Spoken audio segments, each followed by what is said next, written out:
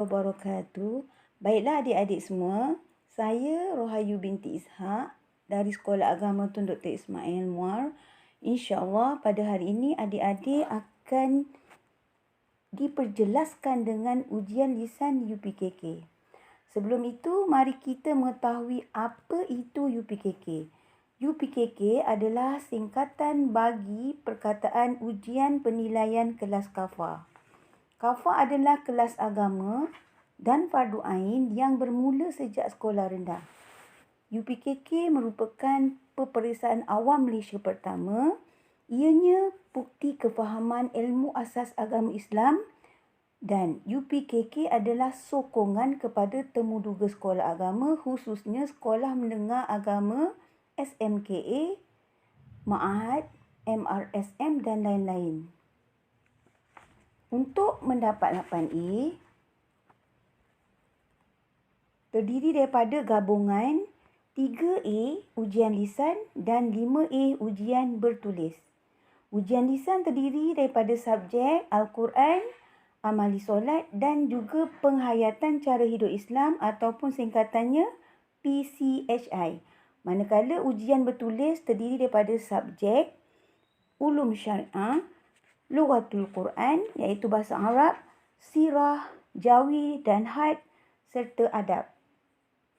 Baiklah adik-adik, mari kita mengenal dengan subjek lisan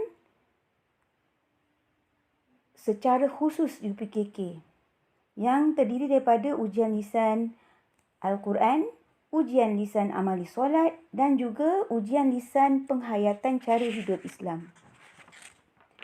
Adik, mari kita berkenalan dengan ujian lisan yang pertama iaitu Al-Quran. Ianya dilaksanakan 2 minggu sebelum soalan bertulis iaitu pada bulan September.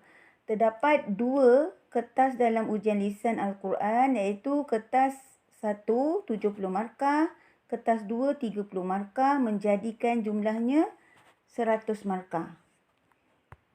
Kertas 1 Al-Quran mempunyai 2 bahagian. Bahagian A, tadarus. Adik-adik perlu membaca ayat-ayat yang diambil daripada awal Al-Quran, contoh seperti surah Al-Baqarah, surah Ali Imran dan sebagainya. Manakala bahagian B, tilawah, adik-adik perlu membaca ayat yang biasa diambil di belakang Al-Quran, iaitu surah-surah pendek, juzuk ammah. Jadi, bagaimana nak dapatkan markah yang tinggi 60 hingga 70 markah dalam kertas 1? Yang pertama, markah diberi berdasarkan kelancaran bacaan, ketepatan tajwid dan makhraj yang betul. Bagaimana nak mendapat bacaan yang lancar? Iaitu bacalah Al-Quran setiap hari, baca surah Al-Mulk sebelum tidur, baca 2 muka surat sekurang-kurangnya setiap hari supaya mulut adik-adik sentiasa lancar dengan ayat-ayat Al-Quran. Yang ketiga, mengajilah dengan guru Al-Quran sekurang-kurangnya 3 kali seminggu. Sama ada guru-guru itu terdiri daripada ayah, ibu, nenek, datuk, abang, kakak, ustaz ataupun ustazah. Yang penting 3 kali seminggu kena mengaji. Bagi kertas 2 Al-Quran, 30 markah tadi mempunyai 2 bahagian juga iaitu bahagian A dan bahagian B. Bahagian A 20 markah. Bahagian B 10 markah. Bahagian A ialah hafazan. Terdapat 3 surah yang adik-adik kena hafal. Manakala bahagian B ialah tafsir Al-Quran iaitu kefahaman ayat yang kita hafal. Untuk lebih jelas, surah-surah yang adik-adik kena hafal di antaranya darjah 3, surah Al-Ma'un, surah Al-Quraish, surah Al-Fil, surah Al-Humazah. Darjah 4, surah Al-As, surah At-Takasur, surah Al-Qari'ah, surah Al-Adiyat. Manakala darjah 5, surah Al-Zalzalah, surah Al-Bainah dan surah Al-Qad. Ini di antara surah-surah yang adik kena hafal untuk mendapatkan markah penuh dalam hafazan. Manakala untuk tafsir Al-Quran, biasanya akan ditanya nama surah, bilangan ayat, tempat turun ayat, maksud perkataan dan pengajaran daripada ayat. Alhamdulillah, adik-adik telah dibekalkan dengan nota hafazan dan tafsir Al-Quran UPKK seperti ini untuk persediaan menghadapi ujian lisan Al-Quran nanti.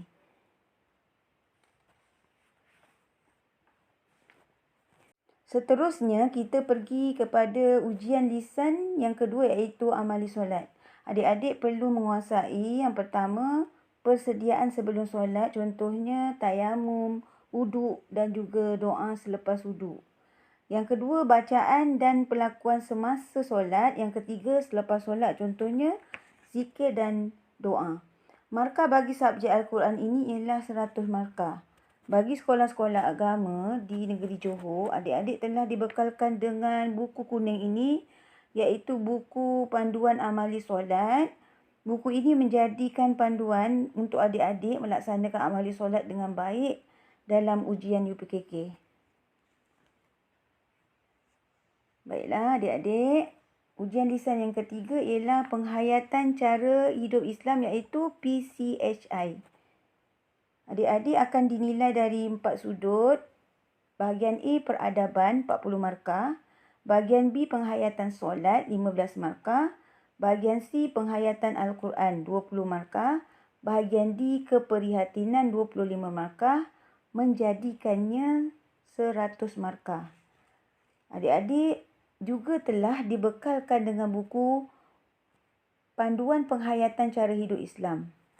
Adik-adik perlu faham, hafal dan amalkan setiap isi kandungan dalam buku ini supaya adik-adik boleh menjawab dengan cemerlang apabila dinilai oleh guru dalam ujian UPKK nanti. Ianya sudah bermula pada bulan Februari setiap tahun. Baiklah adik-adik, saya harap penerangan yang telah disampaikan berkaitan dengan ujian lisan tadi jelas. Dan saya doakan adik-adik mendapat 3A dalam ujian lisan UPKK ini. Semoga cemerlang di dunia, cemerlang di akhirat. Sekian saja yang dapat disampaikan. Wabillahi taufiq wal hidayah. Wassalamualaikum warahmatullahi wabarakatuh.